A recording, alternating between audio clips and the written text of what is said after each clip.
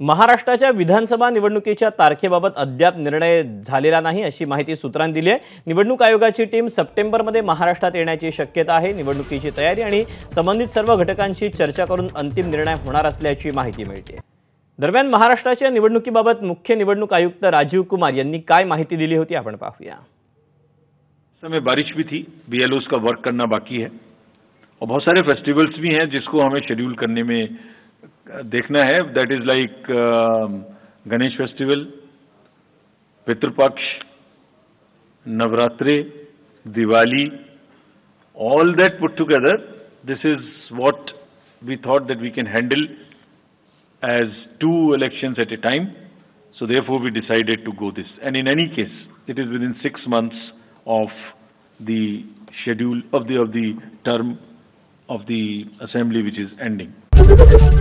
ABP माझा, उघडा डोळे बघा नीट।